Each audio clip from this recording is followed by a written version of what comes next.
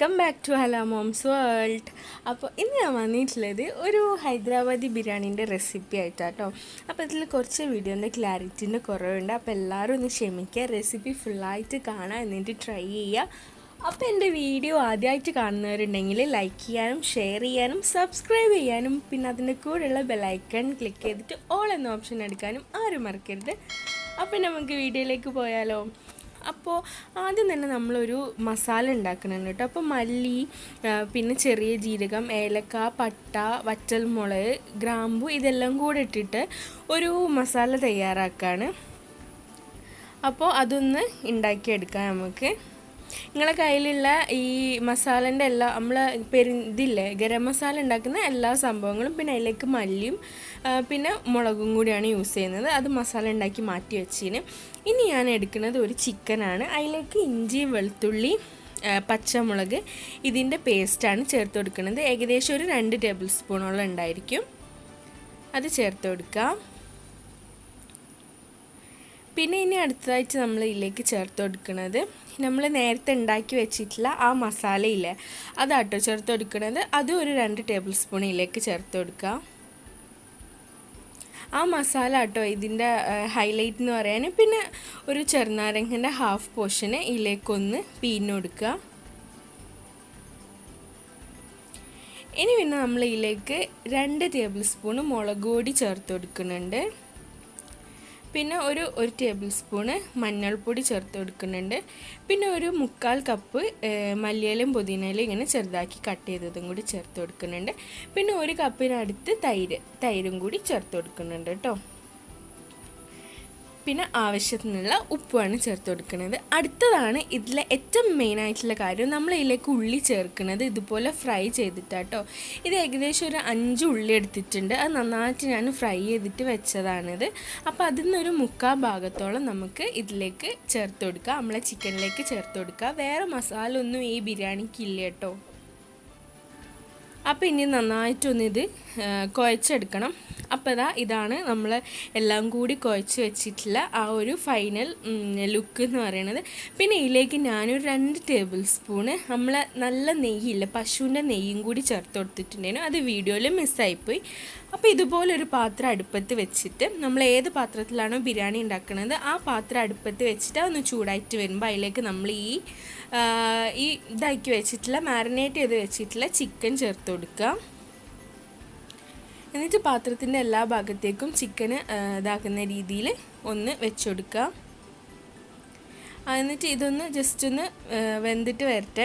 ആ സമയം നമ്മളിവിടെ ഞാൻ ഇപ്പുറത്തെ ഗ്യാസിൽ നമ്മൾ ചോറ് വേവിച്ചെടുക്കുന്നുണ്ടായിരുന്നു. ഇതെല്ലാം വേവിക്കാൻ എല്ലാവർക്കും അറിയുന്നതായതുകൊണ്ടാട്ടോ ഞാനത് ഡീറ്റെയിൽ ആയിട്ട് കാണിക്കാനത്. നമ്മുടെ ബസ്മതി റൈസാണ് ഞാൻ എടുത്തിട്ടുള്ളത്. അത് നമ്മൾ വെള്ളം വെച്ചിട്ട് അതിലേക്ക് ആവശ്യത്തിന് ഉപ്പും കുറച്ച് ഓയിലും കൂടി ഒഴിച്ചു കൊടുത്ത് പിന്നെ ഏലക്ക, പട്ട, ഗ്രാമ്പു ഇതെല്ലാം ഇട്ടിട്ട് ഒന്ന് വേവിച്ചെടുക്കുകയാണ് ചോറ്. അപ്പോൾ നമ്മളിത് തുറന്ന് വെച്ചിട്ട് തന്നെ കേട്ടോ വേവിക്കുന്നത്, മൂടിയൊന്നും വെക്കുന്നില്ല. അപ്പോൾ ചിക്കൻ ഏകദേശം ഇങ്ങനെ വെന്ത് വരുന്നുണ്ട് ഓരോ സൈഡ്. എന്നിട്ട് ഇനി ഒന്ന് മാറ്റിയിട്ട് കൊടുക്കുക.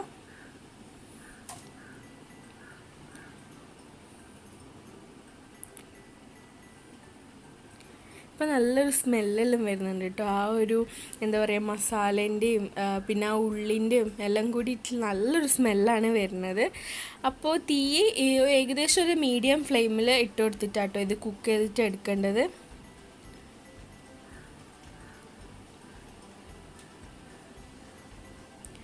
ചിക്കന് ഓരോരോ ചിക്കൻ്റെയും എല്ലാ പുറമൊന്ന് വേവുന്ന രീതിയിൽ വേണം ഇത് തിരിച്ചിട്ട് കൊടുത്ത് കുക്ക് ചെയ്തിട്ട് എടുക്കാൻ വേണ്ടിയിട്ട്.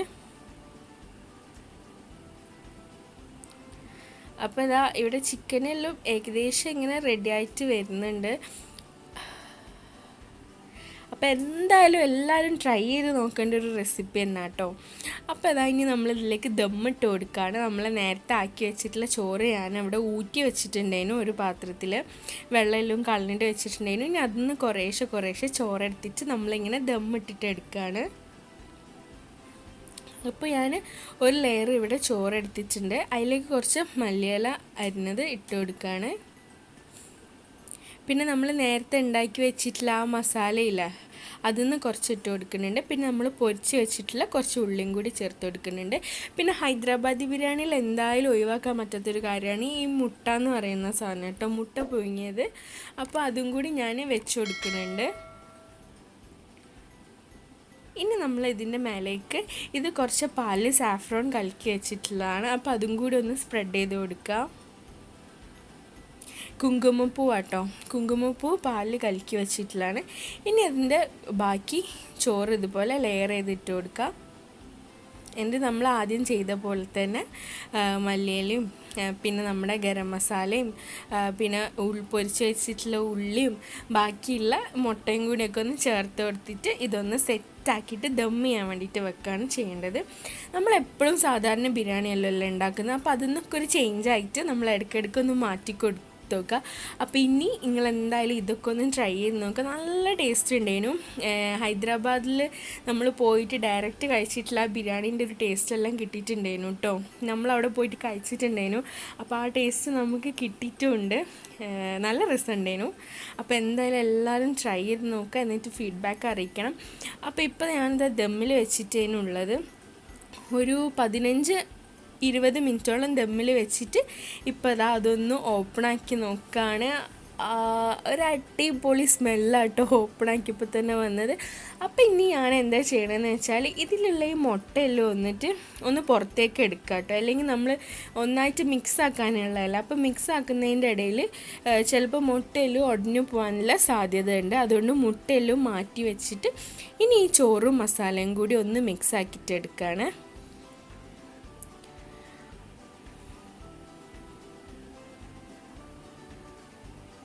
കണ്ടില്ലേ, ചോറെല്ലാം നല്ല പെർഫെക്റ്റ് ആയിട്ട് തന്നെ കിട്ടീന്. അപ്പോൾ എല്ലാവരും ട്രൈ ചെയ്ത് നോക്കുക, എന്നിട്ട് ഫീഡ്ബാക്ക് അറിയിക്കുക, ഷെയർ ചെയ്യുക, സബ്സ്ക്രൈബ് ചെയ്യുക, ലൈക്ക് ചെയ്യുക. താങ്ക്